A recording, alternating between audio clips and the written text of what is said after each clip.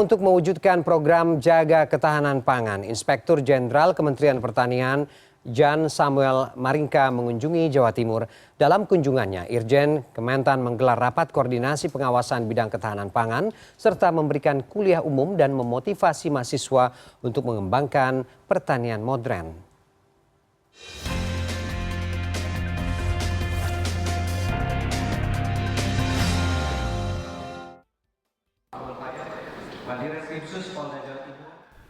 Inspektur Jenderal Kementerian Pertanian Indonesia menggelar rapat koordinasi pengawasan bidang ketahanan pangan di Surabaya, Jawa Timur, Kamis siang. Rapat digelar untuk mengendalikan alih fungsi lahan pertanian agar tidak terus tergerus dan ketahanan pangan nasional tetap terjaga.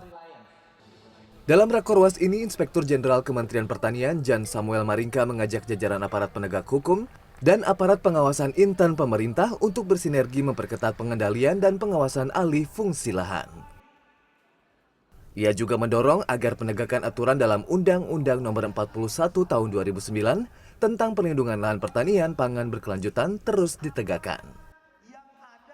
Ia berharap jika memang ada alih fungsi lahan untuk pembangunan, lahan pengganti harus tersedia. Ya, tentunya Kementerian Pertanian tidak boleh bekerja sendiri dan tidak kita mungkin kerja sendiri saja. Yang kita lakukan adalah membangun sinergi antara aparat penegak hukum dengan apa sehingga tidak ada keraguan-raguan lagi. Dengan duduk bersama, ini seluruh kabupaten kota kita panggil, Kepala Kejaksaan Negeri seluruh kabupaten kota dan perwakilan dari Polres juga, sehingga mereka tidak lagi ragu-ragu. Demikian juga dari ATR BPN kita. Ini adalah kebijakan bersama. Nah, ini harus kita lakukan bersama-sama. Ini yang pesan yang kita lakukan pada siang tadi. Oh iya, terus-menerus. Setiap tahun ada terjadi penerusan. Karena itulah Inspektorat mendapatkan tugas khusus dari Pak Menteri Pertanian untuk kita tidak lagi bisa mencegah, tapi kita harus mengendalikan. Karena ini kebutuhan pembangunan infrastruktur juga disampaikan tadi, bagaimana investor-investor juga. Namun sekali lagi kita harus mengingatkan, karena itu tema kita adalah pengendalian. Agar kalaupun ada kebijakan itu, maka harus ada lahan penggantinya. Itu yang kita lakukan. Wakil Gubernur Jawa Timur Emil Elestianto Dardak juga mengakui bahwa dibutuhkan banyak petugas dalam hal pengawasan alih fungsi lahan pertanian ini. Kami sampaikan tadi ada perda seperti waktu kami bupati, perda LP2B. Ya, tapi muncul juga LSD, istilah baru. Jadi RT RW-nya rencana tata ruang bilang ini boleh untuk perumahan, boleh untuk industri, tapi tandain bahwa itu lahan sawah dilindungi. Nah, ini kita juga berharap proses untuk melepas LSD ini juga harus tentunya punya tata kelola yang baik.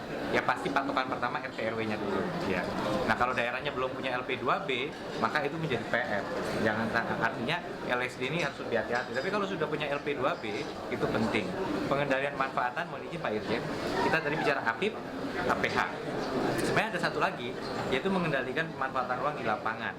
Nah, kendalanya memang waktu itu kami pernah nanya, apakah ini area dari kepolisian? Polisi bilang kalau penegakan perda, itu areanya juga melibatkan Satpol PP.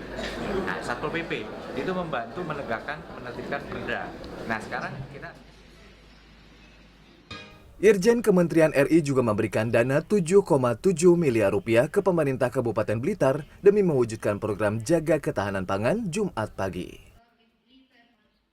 Bantuan diberikan setelah Kabupaten Blitar dipilih sebagai lokasi penghasil cabai rawit terbesar di Jawa Timur, serta penghasil padi dan tanaman hortikultura prospektif. Data Dinas Pertanian Blitar menyebutkan produk padi mencapai 311,943 ton gabah kering giling, jagung 308,612 ton kering pipil, sedangkan hortikultura cabai rawit mencapai 79,13 ton. Jumat sore, Jan Maringka juga mengunjungi Politeknik Pembangunan dan Pertanian di Kecamatan Lawang, Kabupaten Malang, guna memberikan kuliah umum dan memotivasi mahasiswa untuk mengembangkan pertanian modern.